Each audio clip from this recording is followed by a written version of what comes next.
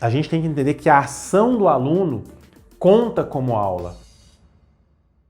Um grande equívoco é pensar que a ensino à distância é educação individualizada e por causa disso você pensa que uma aula de 50 minutos presencial é a mesma coisa de uma videoaula de 50 minutos. A gente tem que entender que a ação do aluno conta como aula. Então se você passa uma atividade para ele, essa atividade tem que ser pensada de tal forma que ela vai contabilizar como aula.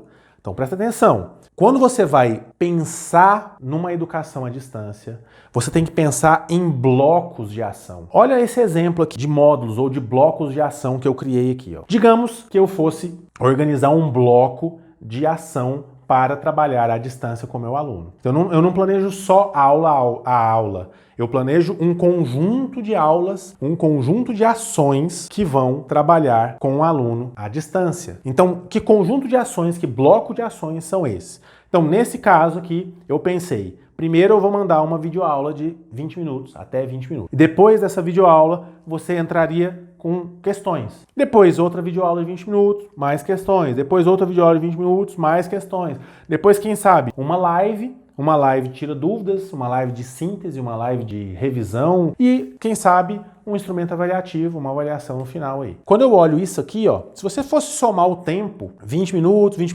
muita gente só olha a videoaula, né? Ah, então quer dizer que ele deu 60 minutos aqui, ó, então deu um pouco mais de uma aula só. Só que se você for analisar, esse bloco aqui tem que considerar a ação do aluno, a ação do aluno conta como aula. Então, cada questões desse aqui que ele faz, live que ele participa, tudo isso aqui conta como aula. Então, esse bloco, no mínimo, equivaleria a 4 aulas presenciais. No mínimo.